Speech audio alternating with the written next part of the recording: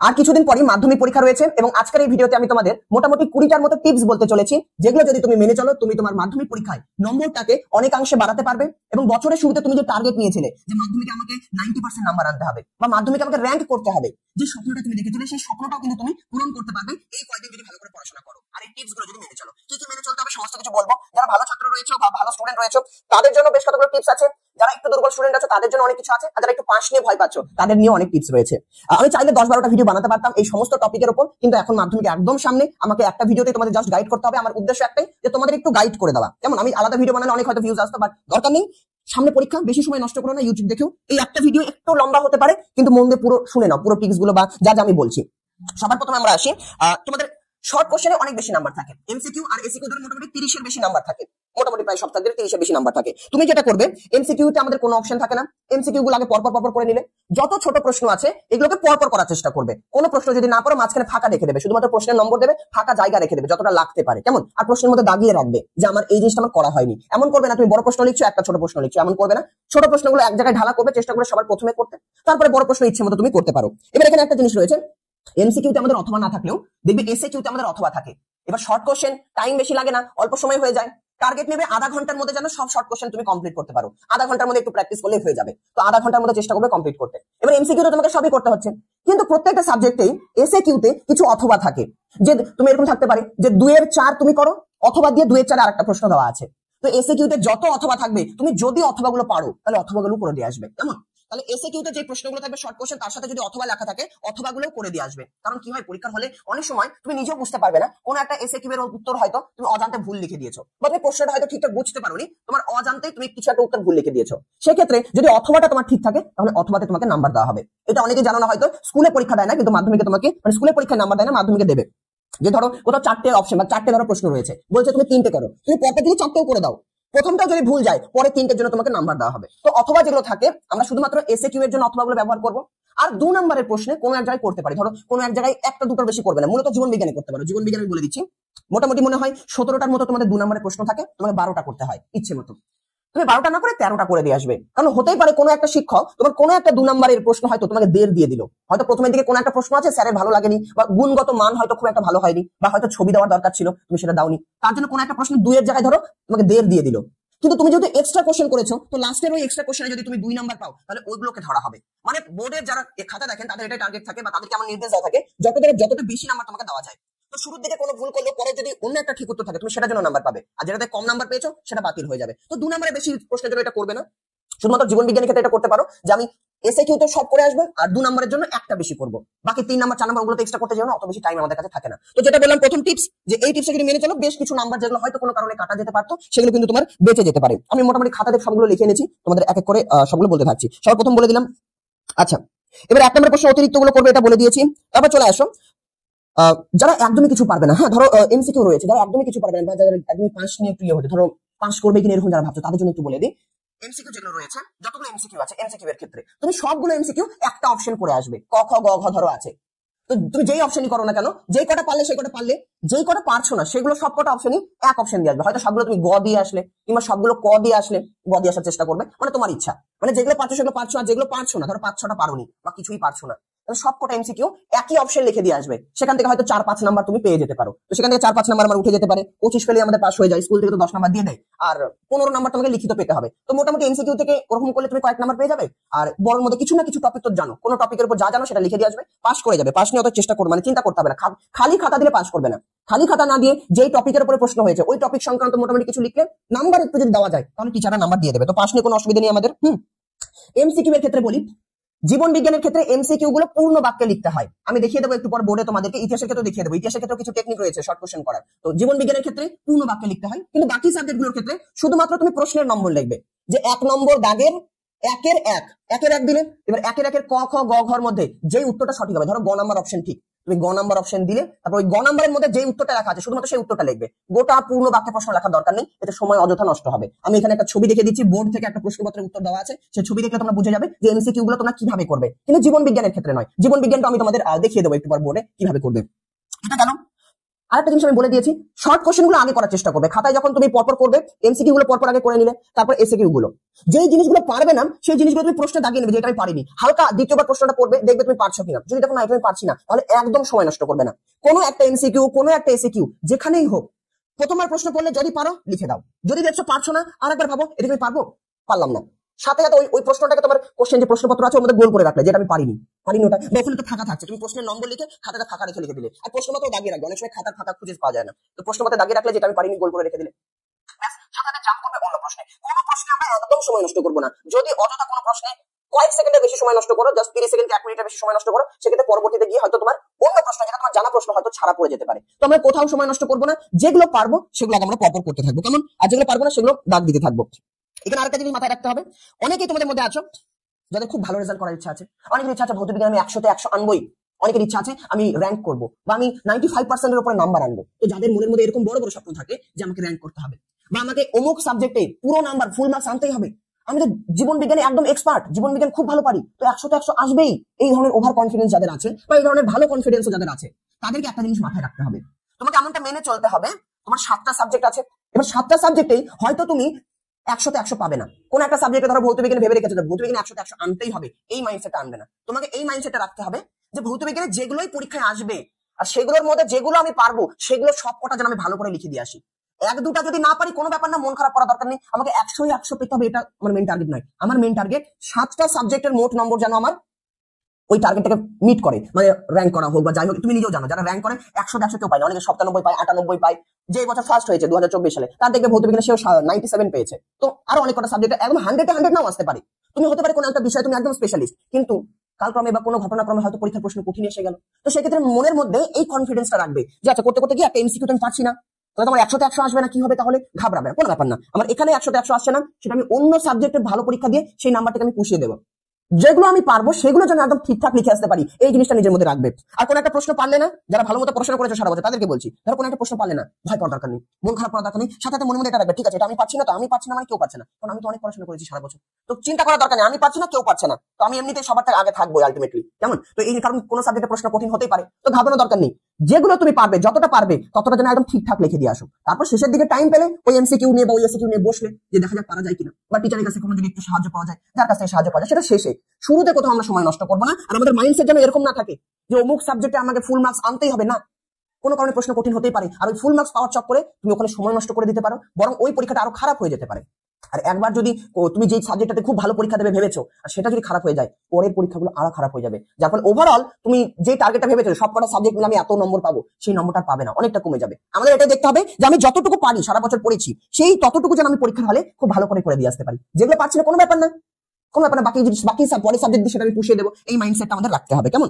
আচ্ছা, অঙ্কের ক্ষেত্রে সবার জন্য বলছি, অঙ্কের স্টেপ মার্কিং থাকে। তো অঙ্কের ক্ষেত্রে কোনো একটা অঙ্কের উত্তর না মিললেও কোনো ব্যাপার না, কোনো একটা আছে অঙ্কটা শুরু করো, করার পর যেই কটা স্টেপ তুমি করতে পারছো সেই কটা স্টেপ করে তুমি রেখে দাও, অঙ্কটাকে কোনোদিন কাটবে না। কোন একটা অঙ্ক আছে, যতটুকু অঙ্কটা করতে পারবে ততটুকু করে ছেড়ে দাও, কেমন? পারছো না কোনো ব্যাপার না, কিন্তু কিছু তো তুমি করে রেখেছো, হয়তো সূত্র লেখার জন্য 1 নাম্বার আছে, বা অর্ধেক কিছুটা করার জন্য এত নাম্বার আছে, হয়তো উত্তর মিললো না, উত্তর না মিললে হয়তো 1 নাম্বার কাটা যেতে পারে, কিন্তু কিছু তো নাম্বার পেয়ে যাবে, তাই না? তো অনেকে কি করে, অঙ্ক মিলছে না পুরোটাকে কেটে দেয়। কাটার দরকার নেই, শুরুতে যেটা পারছো না যতটুকু পারবে ততটুকু করে আসবে, কারণ আমাদের স্টেপ মার্কিং থাকে, প্রত্যেকটা সাবজেক্টে ওটা থাকে। এখানে আরেকটা জিনিস বলা রয়েছে, অঙ্কটা আমি বলে দিলাম।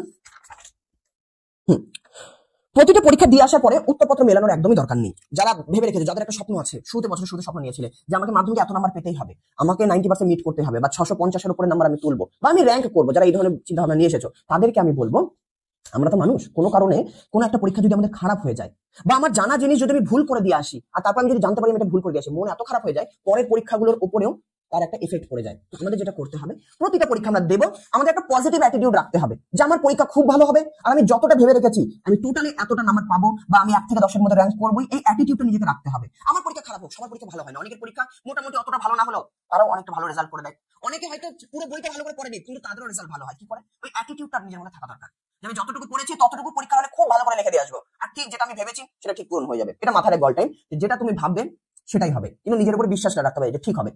নিজের উপর বিশ্বাস রাখো, ঈশ্বরের উপর বিশ্বাস রাখো, যার উপরে তুমি বিশ্বাস রাখো, এই জিনিসটা নিজের মধ্যে রাখবে যে আমার ঠিক ওই জিনিসটা লক্ষ্য পূরণ হয়ে যাবে। তো এখানে যেটা বলতে চাইছিলাম, পরীক্ষা দিয়ে আসার পরে উত্তর মেলানোর কোনো দরকার নেই। তুমি বাংলা পরীক্ষা দিয়ে আসলে নিজের মধ্যে এই জিনিসটা আনবে, ওকে যতগুলো প্রশ্ন এসেছিল তার মধ্যে এতগুলো আমি পেরেছি, একটা এমসিকিউ আমার খটকা আছে, কোনো ব্যাপার না, পরীক্ষা আমার ভালো হয়েছে। এবার পরে পরীক্ষা দিয়ে আসলাম, বাংলার গল্প শেষ, বাংলা পরীক্ষা দিয়েছিলাম, বাংলা নিয়ে আর কিছু ভাববো না, আমি এটা ভাববো যে বাংলা পরীক্ষা দিতে গিয়ে কোথাও কি সময় নষ্ট করেছিলাম বা ভুল কিছু করেছিলাম, তাহলে সেটা পরের পরীক্ষায় করবো না। এইটুকু শুধুমাত্র আমাদের শিক্ষা নিতে হবে। কিন্তু ওই বাংলা প্রশ্নপত্রের উত্তর মেলাতে যেও না।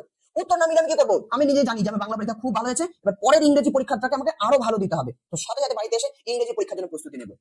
একবার যদি তুমি উত্তর মেলাতে যাও, হয়তো তুমি কোনো প্রশ্ন দেখবে এমা আমি তো এই প্রশ্নগুলো ভুল হয়ে যাচ্ছে আমার, আর একবার যদি দেখো যে তুমি ভুল করে দিয়ে এসছো, তখন মনের মধ্যে লাগবে ইস আমি এটা ভেবেছিলাম, হয়তো ওই নম্বরটা আমি আর পাবো না টোটালে, বা এটা পাবো না। এই মনের মধ্যে একটু যদি নেগেটিভিটি ঢুকে যায়, পরে পরীক্ষাগুলো খারাপ হয়ে যাবে, বা তুমি ভালোভাবে প্রস্তুতি নিতে পারবে না পরের পরীক্ষার জন্য। তো কি দরকার, আগে নাম্বার মিলে যা পরীক্ষা দিয়ে এসেছে সবসময় ভাবতে হবে খুব ভালো পরীক্ষা দিয়েছে, আর পরের পরীক্ষাগুলো আরো ভালো হবে। তো বাড়িতে এসে ইংরেজির জন্য প্রস্তুতি নেবো, পরের দিন ইংরেজি পরীক্ষা দিয়ে দিলাম, ব্যাস যতটা ভালো দেওয়া যায় নিজের বেস্ট দিলাম, ইংরেজি উত্তরপত্র মেলানো দরকার নেই, সবকটা পরীক্ষা দিয়ে দাও, লাস্টে হয়তো ভৌত বিজ্ঞান তোমাদের আছে। এবার ভৌত বিজ্ঞান পরীক্ষাটা ভালো করে দিয়ে আসার পরে এবার তুমি বাড়িতে এসে নাম্বার মেলাও, বা এবার তুমি প্রত্যেকটা প্রশ্নপত্র তোমার যারা টিউশন টিচার রয়েছে বা ইউটিউব থেকে হোক যেখান থেকে হোক, তুমি প্রত্যেকটা প্রশ্নপত্রের উত্তর মেলাও, দেখো তুমি কতটা নাম্বার পাচ্ছ বা কোথায় কোথায় ভুল যাচ্ছে। তারপরে দেখো, আগে একদমই দেখবে না, এই জিনিসটা কিন্তু মাথায় রাখবে, আগে উত্তর মেলানোর আমাদের কোনো দরকার নেই। সবাই পরীক্ষা দিয়ে আসার পর দেখি কোথায় ভুল হলো কোথায় ঠিক হলো না, এতে পরে পরীক্ষাগুলোর উপরে এফেক্ট পড়ে। তুমি অজান্তে তোমার হয়তো মনে হবে কি আনবো, পরেগুলো ভালো দেবো না, পরেরগুলো তোমার অজান্ত পরে পরীক্ষাগুলো খুব একটা ভালো দিতে পারবে না। শুধু এটা দেখবে কোন বাংলা পরীক্ষা দিতে গিয়ে হয়তো 5 নম্বরের একটা প্রশ্ন ছিল, সেটাতে হয়তো আমি বেশি সময় নষ্ট করে দিয়েছি কোনো কারণে, যার জন্য লাস্টের দিকে খুব তাড়াহুড়ো লিখতে হয়েছিল। পরে ওটা থেকে শুধুমাত্র এই শিক্ষাটুকু নেবো যে বাংলা পরীক্ষায় এই জিনিসের জন্য লাস্টের দিকে আমার এই প্রবলেমটা হয়েছিল, তো পরের দিন এই জিনিসটা করা যাবে না, পরের দিন আমাকে ঘড়ি দেখতে হবে যে প্রত্যেকটা প্রশ্নের জন্য এর থেকে বেশি সময় নষ্ট করবো না। তো এই জিনিসগুলো ওখান থেকে শিখবে, কেমন? আচ্ছা, পজিটিভ থিঙ্কিং বলে দিলাম, সবসময় নিজের মধ্যে পজিটিভ থিঙ্কিং রাখবে, যেটা ভাববে সেটা হয়ে যাবে ঠিক, তুমি বিশ্বাস রাখতে হবে তুমি মাধ্যমিক 100% নাম্বার আমার আসবে। কি করে আসবে সে ঠাকুর জানে, কিন্তু আমি পড়াশোনা করবো, ঠিকঠাক লিখে দিয়ে আসবো, নিজের 100% দিয়ে আসবো, বাকি দেখা যাবে পরে। আচ্ছা, আরো বেশ কতগুলো জিনিস বলা রয়েছে, আগে করে বলছি। কোন একটা বড় প্রশ্ন ধরো আছে 3 নাম্বার, তার সাথে অথবা দিয়ে ধরো 1+2+1+2 দেওয়া আছে বা 1+1+1 দেওয়া আছে, তো দেখবে যেগুলো বড় বড় গোটা গোটা প্রশ্ন সেগুলো করার চেষ্টা করবে না, যেগুলো ভাগ করা প্রশ্ন, ইতিহাসের ক্ষেত্রে ধরো 8 নম্বরের প্রশ্নের মধ্যে একটা 4+4 দেওয়া আছে বা 2+6 দেওয়া আছে, তো যেই প্রশ্নটা টুকরো টুকরো করা আছে সেই প্রশ্নটা করবে, সেখানে টাইমও কম লাগবে আর ফুল মার্কস পাওয়ার চান্স বেশি থাকে। 3-3 পাওয়া একটু কষ্টকর হয়ে যায়, ওর কোনো জায়গায় বা কোনো টিচারের যদি ভালো না লাগে। সায়েন্সে তো ঠিক উত্তর দিলে ঠিক নাম্বার চলে আসে, অন্যান্য সাবজেক্টের কথা বলছি, আর্টস এর ক্ষেত্রে ফুল মার্কস কিন্তু সেক্ষেত্রে কোনো কারণে নাও পেতে পারো। তো চেষ্টা করবে যেগুলো প্রশ্ন ভাগ করা থাকে টুকরো টুকরো গুলোকে করার চেষ্টা করবে। এখানে আর কয়েকটা জিনিস বলা রয়েছে খাতা সাজানোর ক্ষেত্রে। আচ্ছা, খাতা সাজানোটা আমি একটু পরে বোর্ডে দেখিয়ে দিচ্ছি, শুধুমাত্র কয়েকটা জিনিস মাথায় রাখতে হবে যে হ্যাঁ, ম্যাপ পয়েন্টিং আর ছবি আঁকার ক্ষেত্রে আমরা পেন্সিল ইউজ করবো, কলম একদম ইউজ করবো না। কলম যদি ব্যবহার মানে আমি লেখার জন্য যে কলম ব্যবহার করবো সেটা নীল আর কালো কালি ব্যবহার করবো, তার বেশি অন্য কোনো কালি ব্যবহার করবো না। নতুন পেন একদম নিয়ে যাও না। হ্যাঁ, কি হয় মাধ্যমিক পরীক্ষার আগে আমাদের স্কুল টিচাররা বা অনেক জায়গাতে আমরা কলম গিফট পাই, বা ভাবি পরীক্ষার আগে একদম নতুন কলমের পাতা কিনে নিই, সেটা নিয়ে পরীক্ষা দিতে চলে যাই। ডাইরেক্ট নতুন কলম নিয়ে পরীক্ষা দিতে যাবে না, তুমি সেই কলমটা ব্যবহার করবে যেই কলমে তুমি খুব ভালো করে লিখতে পারো। সারা বছর তুমি লেখাপড়া করেছো, তুমি জানো যে কোন কোম্পানির কলমে তোমার লেখা খুব সুন্দর হয়, তোমার লেখা খুব স্পিড হয়, তো সেই কোম্পানির বেশ কয়েকটা কলম কিনে নেবে, 4-5টা কিনে নেবে, আর প্রত্যেকটা কলম দিয়ে একটু একটু করে লিখে কলমটাকে ইজি করে নেবে। বাড়িতে আগে থেকে লিখে প্র্যাকটিস করে কলমটাকে একটু স্মুথ করে নেবে, যাতে পরীক্ষার হলে গিয়ে কোনো কোথাও আটকে না যায়, কলম না ঘুষতে হয়। তো এটা একটু মাথায় রাখবে। ছোট ছোট কয়েকটা জিনিস আছে, কাটাকাটি একদম করবে না। খাতা সাজানোর দিক থেকে বলি, প্রত্যেকটা প্রশ্ন উত্তর লিখবে, আগে তো এমসিকিউ করে নিলে তারপরে এসএকিউ করে নিলে। আচ্ছা, একটা বড় প্রশ্ন আমি করলাম, 2 নম্বরে একটা প্রশ্ন লিখলাম, সুন্দর করে লিখবো, লেখার পরে একটু জায়গা ফাঁকা রাখবো, প্রত্যেকটা প্রশ্নের উত্তরের পরে 2 আঙ্গুল করে আমি ফাঁকা রাখবো।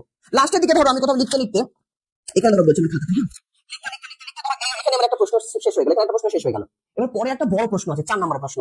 তো 4 নম্বরের প্রশ্ন আমি চাইলে এখান থেকে শুরু করতে পারি, আমি এখান থেকে শুরু করবো না। কেন এখান থেকে শুরু করবো? এখানে টিচারকে নাম্বার লেখার জন্য জায়গা ছেড়ে দিই, আমি পরের পেজে চলে যাবো, জায়গা ফাঁকা রাখলাম, পরের পেজে চলে যাবো, এখান থেকে শুরু করবো। কেমন? তো এমন নয় যে কোনো একটা প্রশ্নের 2 নম্বরের একটা প্রশ্ন এখানে তুমি 2 লাইন লিখলে পরের 2 লাইন ওই পাতাতে, ওরকম করবে না। কি দরকার, পৃষ্ঠা তো তোমাকে যত চাইছো ততই দেবে, তাই না? তো সুন্দর করে খাতাটা সাজানোর চেষ্টা করবে, আর প্রত্যেকটা প্রশ্নের পরে 2 আঙ্গুল করে যেন ফাঁকা থাকে, প্রত্যেকটা উত্তরের পরে যাতে টিচার ভালো করে নাম্বার লিখতে পারে সেই জায়গাটা ফাঁকা রাখবে।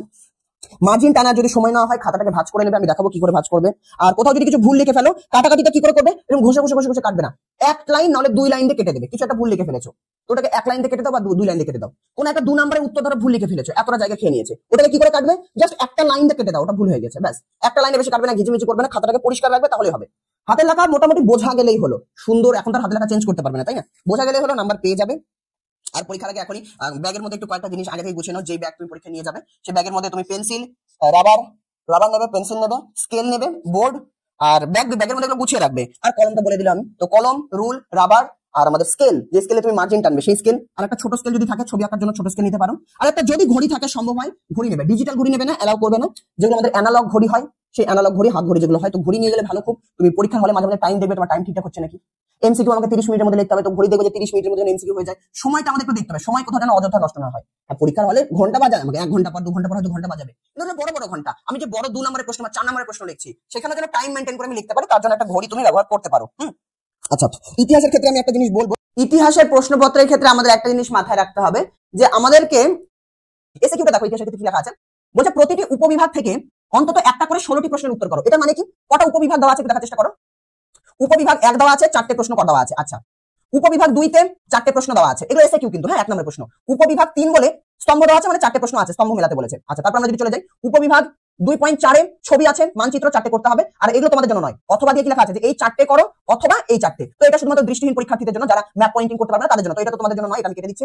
তো এই 4টে আছে, তাহলে 4টে উপবিভাগ হলো। আমরা যদি নিচে আসি, আরো আমাদের উপবিভাগ রয়েছে, উপবিভাগ 5, এখানে আরো 4টে প্রশ্ন রয়েছে। এখানে ব্যাখ্যাধর্মী 1টা প্রশ্ন, 2টা প্রশ্ন, 3টা প্রশ্ন, 4টে প্রশ্ন, ব্যাস এই অবধি আমাদের এসিকিউ শেষ। মানে 5টা উপবিভাগ তোমাদের থাকবে, 5টা উপবিভাগ, প্রত্যেকটা উপবিভাগে 4টে করে প্রশ্ন, মানে 4 5 20, মোট 20টা প্রশ্ন আছে। 20টা প্রশ্ন, 20টার মধ্যে 16টা করতে হবে, 16টা সঠিক করলে 16 নাম্বার থাকবে। এবারে 16টা করার নিয়ম আছে, কি নিয়ম তোমাকে কি বলেছে, প্রতিটি উপবিভাগ থেকে একটা করে করতেই হবে। মানে এই যে প্রথম উপবিভাগ রয়েছে 2.1 যদি আমরা চলে আসি, এখানে 4টে প্রশ্ন আছে, হ্যাঁ এই 4টের মধ্যে একটা তোমাকে করতেই হবে, এখানে এই একটা তোমাকে করতেই হবে। চলো, উপবিভাগ 2 এখানেও একটা করতে হবে, 4টার মধ্যে যে কোনো একটা তোমাকে করতে হবে। ধরো তুমি এটা করলে।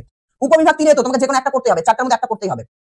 আচ্ছা, উপবিভাগ 4 একটা তোমাকে করতে হবে, উপবিভাগ 5 যে কোনো একটা তোমাকে করতে হচ্ছে। তাহলে 5টা উপবিভাগ থেকে আমাকে একটা একটা করে করতেই হবে, তাহলে 5টা হলো। বাকি আর 11টা কোথা থেকে করবো? এবার 11টা তুমি তোমার ইচ্ছা মতো করতে পারো। 16টার মধ্যে প্রত্যেকটা থেকে একটা করে করলাম, বাকি 11টা আমি ইচ্ছা মতো করতে পারি। এরকম আমি ধরো প্রথমে আসলাম, মোট 20টা প্রশ্ন আছে, মানে 20টার মধ্যে 4টে বাদ দিতে পারবো আমি। 20টার মধ্যে 4টে আমি বাদ দিতে পারবো। ধরো আমি প্রথমটা পারলাম, পরেরটা পারলাম না, তাহলে বাদ দিয়ে দিলাম। পরের দুটো ধরো পেয়ে গেলাম, তাহলে একটা বাদ দিয়েছি। আচ্ছা, পরেরটাতে চলে আসলাম, এখানে 4টে আছে, 4টের মধ্যে ধরো দুটোই পারলাম না, তাহলে 3টে আমি প্রশ্ন বাদ দিয়ে ফেললাম। পরেরটা আমাকে করতেই হবে। এখানে 3টে অলরেডি বাদ দিয়ে দিয়েছি, আর একটা বাদ দিতে পারবো। হয়তো আমি একটা ছবি পারলাম না, বা এটা স্তম্ভ মেলা ধরো 4টে পেরে গেলাম, 4টে করলাম। তাহলে 4টে প্রশ্ন আমি অলরেডি বাদ দিয়ে দিলাম। 4টে প্রশ্ন যেই পারলাম না, বাকি অন্যগুলো থেকে আমাকে বাদ দেওয়া যাবে না, মানে করতেই হবে আমাকে। তো বাকি আমাকে সবগুলো করতে হচ্ছে। মানে যখন তুমি করতে যাবে, যেগুলো পারবে না সেগুলোকে গোল গোল করে দেবে, যেটা পারলাম না কাটা চিহ্ন দেবে না, গোল গোল চিহ্ন দেবে, প্রশ্নের মধ্যে গোল গোল দেবে। এখানে ধরো এটা পারলে না, গোল দিয়ে দিলে। এখানে ধরো এটা পারলে, এটা পারলে, হ্যাঁ এবার হয়ে গেল। এবার তুমি দেখবে যে কয়টাতে তুমি গোল করেছো। আমি একটাতে গোল করেছি, দুটোতে গোল করেছি, এগুলো পারিনি মানে এগুলো গোল। 3টে 4টে 4টে গোল করে ফেলেছি, 5টা গোল করে ফেলেছি। কিন্তু আমার মাত্র 4টে বাদ দিতে পারতাম, আমি 5টা বাদ দিয়ে দিয়েছি। তাহলে 20টার মধ্যে 5টা বাদ দিয়েছি, মানে 15 নম্বরের উত্তর আমি করেছি, তাহলে 16 করিনি। তো এটা একটু মাথায় রাখবে, এসএকিউ এর ক্ষেত্রে প্রত্যেকটা উপবিভাগ থেকে তোমাকে একটা করে করতেই হবে। একটা করে করলে বাকি 11টা, 5টা থেকে একটা করে 5 হয়ে যাচ্ছে, বাকি 11টা আমি যেটা খুশি করতে পারি। ইতিহাসের ক্ষেত্রে আমরা যদি চলে যাই, বড় প্রশ্নের ক্ষেত্রে, ইতিহাসের বড় প্রশ্নটাও দেখো, একটা জিনিস লেখা রয়েছে যেটা আমাদের 4 নম্বরের প্রশ্ন। প্রতিটি উপবিভাগ থেকে একটা করে করতেই হবে, 4 নম্বরের প্রশ্ন। যে কোনো 6টি প্রশ্নের উত্তর দিতে হবে। এখানে কয়টা আছে উপবিভাগে?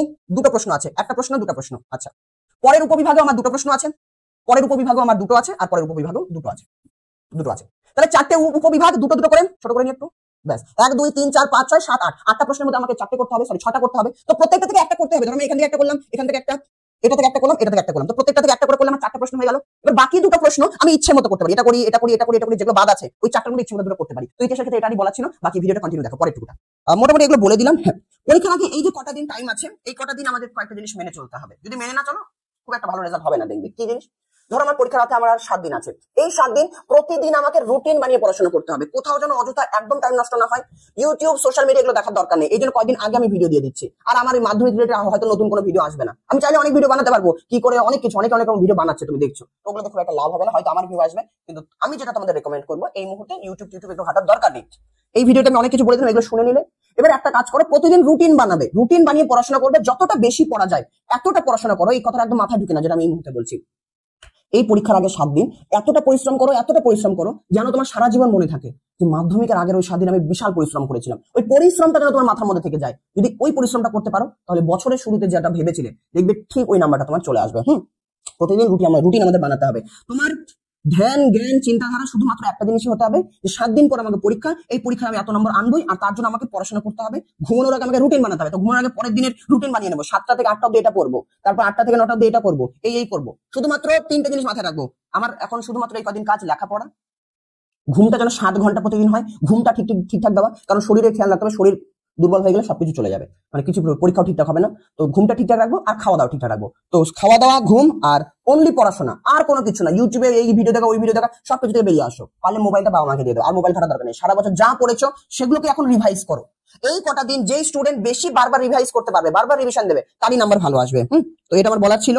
আর এখানে 1 সেকেন্ড আমাকে টাইম দাও, আমি পুরো জিনিস দেখে নিই, সমস্ত কিছু আমি বললাম নাকি। এটাই, আর কিছু নাই। ওই পরীক্ষাতে তুমি নেবে না, নাম্বারটা তোমার আসবে, তুমি পড়াশোনা করবে, যেমন পড়াশোনা করবে তেমন আসবে। এবার যে জিনিস আমার বলা ছিল, যে নিজের উপর একটু বিশ্বাস রাখো, যে সারা বছর আমি পড়াশোনা করেছি, মাঝে মাঝে একটু ফাঁকে দিয়েছি, কোনো ব্যাপার না। আমার এই সাবজেক্ট একটু দুর্বল আছে, এই সাবজেক্টে হয়তো ভালো মতো পড়াশোনা হয়নি, তাও কোনো ব্যাপার না। নাম্বার ভালো আসে কিভাবে? নিজের উপর বিশ্বাস রাখতে হবে, কনফিডেন্স রাখতে হবে যে আমার ভালো নাম্বার আসবে, পজিটিভ থিঙ্কিং করতে হবে। আর আমাকে এই জন্য তার জন্য এই কয়দিন খুব ভালো করে পড়াশোনা করতে হবে। যাদের ঠিকঠাক পড়াশোনা হয়নি তারাও কোনো ব্যাপার না, এই কয়েকদিনও যদি আমি ভালো করে পড়াশোনা করি ঠিক আমার ভালো নাম্বার চলে আসবে। কেমন? তো এই পজিটিভ থিঙ্কিংটা নিজের মধ্যে রাখো আর প্রতিদিন রুটিন বানিয়ে পড়াশোনা করো। যেগুলো বললাম ডিস্ট্রাকশন থেকে বেরিয়ে আসো, ডিস্ট্রাকশন অনেক বড় জিনিস, মোবাইল বাবা মাকে দিয়ে দাও এই কদিন পরীক্ষার 7 দিন আগে অন্তত, আর মোবাইল ঘাটার দরকার নেই।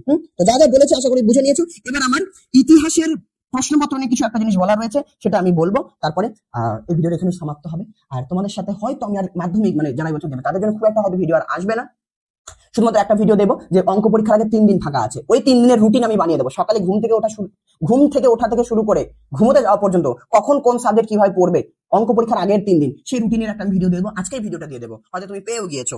তো সেই ভিডিওটা তোমরা জাস্ট দেখবে, তারপর বাস প্রতিদিন রুটিন বানাও, পড়াশোনা করো, পরীক্ষা দিয়ে আসো, দেখবে ঠিক ভালো পরীক্ষা হবে। একটা কথা মাথায় রাখবে, দেখবে তুমি নিজেও পরে বলবে যে মাধ্যমিক পরীক্ষা তোমার জীবনের সব থেকে সহজ পরীক্ষা হতে যাচ্ছে, সেটা তুমি নিজেই পরে বলবে, দেখবে। তো এই জিনিসটা রাখো যে খুব সহজ একটা পরীক্ষা, ঘাবড়ানোর দরকার নেই, আর ঠিক নাম্বার ভালো চলে আসবে। এই কটা দিন পরিশ্রম করি না, এই কটা দিন আমি এত পরিশ্রম করব যাতে আমার নিজেরও সারা জীবন মনে থাকে যে মাধ্যমিকের আগের 7 দিন বা আগের ওই সময়টুকুটা প্রচুর পরিশ্রম করেছিলাম। জাস্ট এটুকু ভাবো যে তোমার রেজাল্ট যদি ভালো হয় তোমার বাবা মা কতটা খুশি হবে, যে বাবা মা এত পরিশ্রম করে তোমাকে পড়াচ্ছেন তারা কতটা খুশি হবে, তোমার সেই স্কুলের শিক্ষক বা টিউশন মাস্টার যে তোমার উপর ভরসা করে আছে বা তারা কতটা গর্ববোধ ফিল করবেন যে আমার ছাত্র এতটা ভালো রেজাল্ট করেছে, বা তোমার বাবা যখন বুক ফুলে সবাইকে বলতে পারবে যে আমার ছেলে মেয়ে 90% নাম্বার পেয়েছে, কতটা ভালো লাগবে। এই জিনিসটা জাস্ট একটু চোখ বন্ধ করে কল্পনা করো, প্রতিদিন ঘুম থেকে উঠে এই জিনিসটা কল্পনা করো আর ভাবো যে হ্যাঁ আমার রেজাল্ট এত ভালো এসেছে।